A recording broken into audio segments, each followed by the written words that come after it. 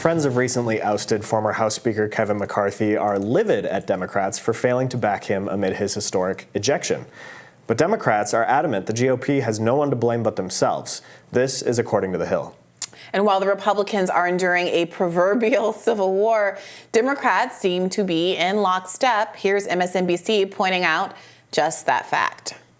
I think Sahil had the tweet of the day, actually, where he tweeted and he underscored that Speaker Nancy Pelosi, when she was Speaker, had the exact same very slim margin that Kevin McCarthy did. And for all the hemming and hawing that a number of progressives did do privately, nothing like this ever happened while she was Speaker of the House. And can one make, we hear all the time the far right and the far left, but even the most progressive members of Congress, Simone, you can't point to anything that they're simply trying to blow up the system, cause chaos, bedlam, or paralysis, which is exactly where the House is right now. The Gray Zone's Max Blumenthal noted on X, it was always unreasonable to expect the squad to do to Pelosi what Gates did to McCarthy. They're moved by an aspiration to celebrity lacking in political education, and the progressive forces that brought them to power protected them from pressure from Jimmy Dore and others.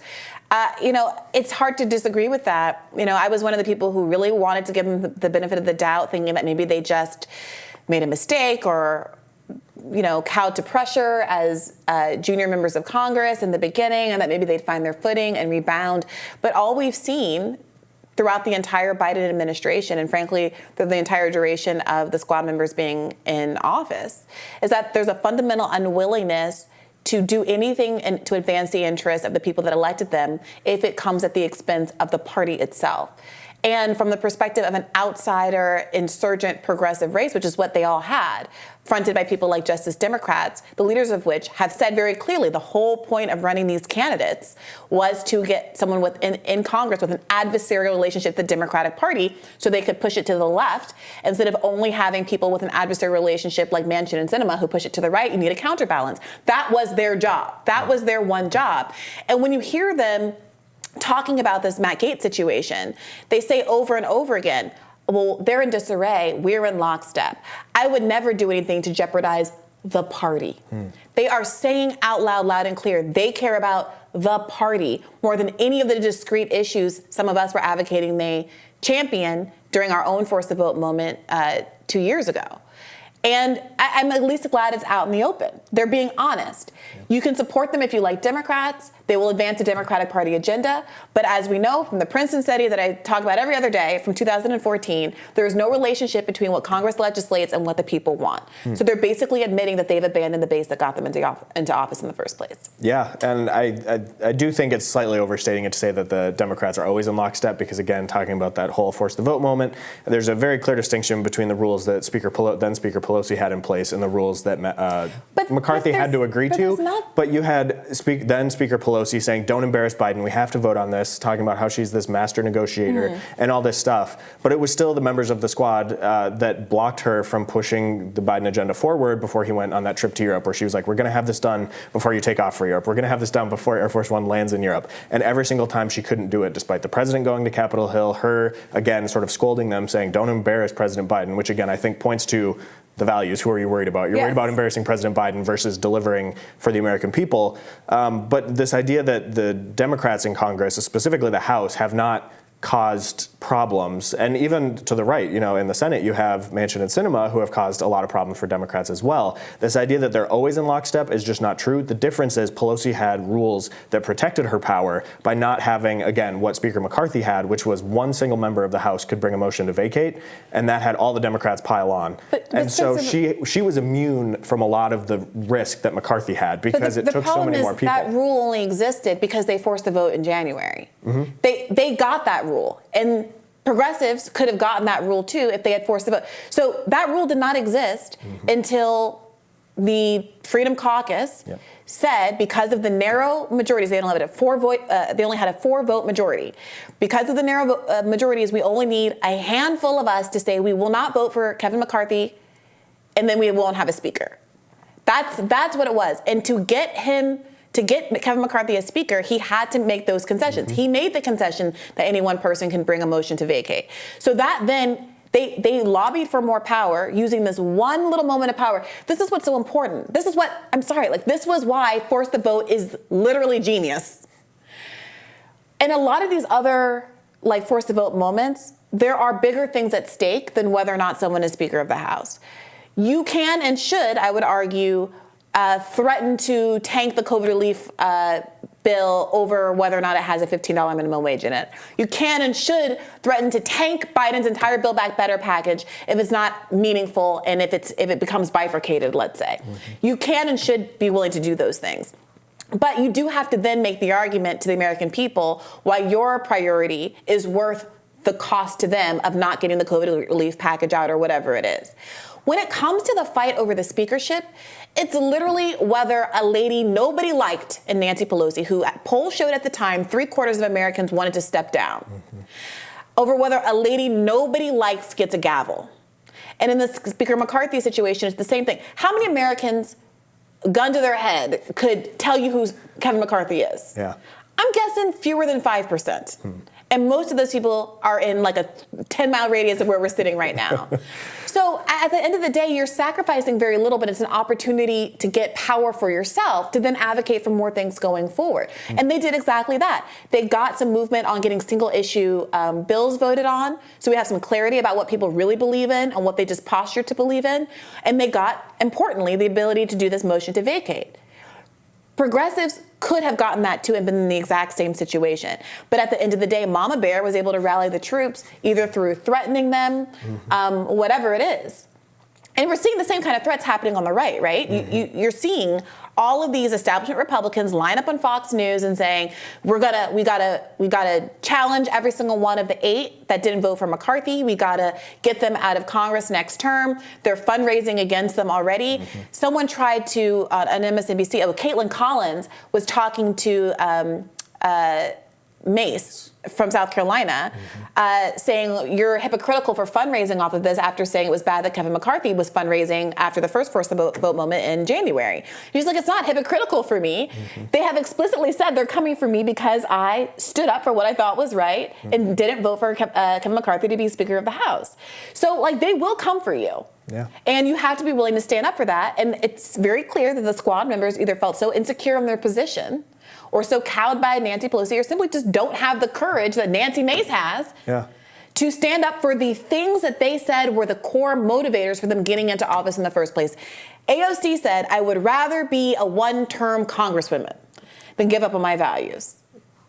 That's not how it has played out. No, I don't think she actually meant that. I think most people, even if they come to Washington with the best of intentions, we see that power corrupts and absolute power corrupts absolutely. Once you end up on one of these committees, you've got the power, you can subpoena people, you can do all this stuff. People are coming to you offering, what do you need in order to vote for this? That just completely eats away at that. And you have, by the time she had been in Congress for a year or two, she has a Tesla parked outside of the Whole Foods owned by Amazon in this tower of millennial decadence out down in Navy Yard. And so it's very clear that most of these people don't actually mean what they say. They're saying what they need to say in order to get elected. Obviously, her upset was stunning for the Democrat establishment, but ultimately, how long did it take her to basically just fall back into that exact same thing? And while I, as a conservative, am all for more Democrats in disarray and people holding Nancy Pelosi or whoever the next Democrat Speaker of the House may be, I am all about the chaos and seeing this sort of stuff melt down because, again, it ends up just laying bare so much of what I often say is you can't trust the government. The government is not your friend. Let's watch them and see, again, what their values are, as I was talking about Pelosi back when she was Speaker, again, her main priority was not embarrassing Joe Biden, and she believed that that was a compelling point that would get all these people to get in line and vote the way she wanted to in order to move this off the floor, deliver a win, so she could go to the White House and have this big fancy signing ceremony with the President of the United States and sort of hold up her end of the bargain that she probably felt she was owed by her work to get Joe Biden elected over many candidates who probably would have done a heck of a better job and been a heck of a lot more coherent with their policy. Yeah, I mean, speaking of House valuations because of the Donald Trump fraud case, it's worth remembering that Feinstein, who just passed away, spent however many years in Congress earning a $175,000 salary, a good salary, but a upper middle class salary, and died with a home that was worth $21 million. The American dream. Now, you dream. tell me what the incentives are in Congress. You tell me what Nancy Pelosi's real incentives are as she continues to fail to bring a floor vote when she was Speaker, refused to bring a floor vote on the enormously popular bills to stop insider trading. Said when she was first in Congress 30 years before, oh, I'm the first AOC. I championed Medicare for all. How's that going? Yeah.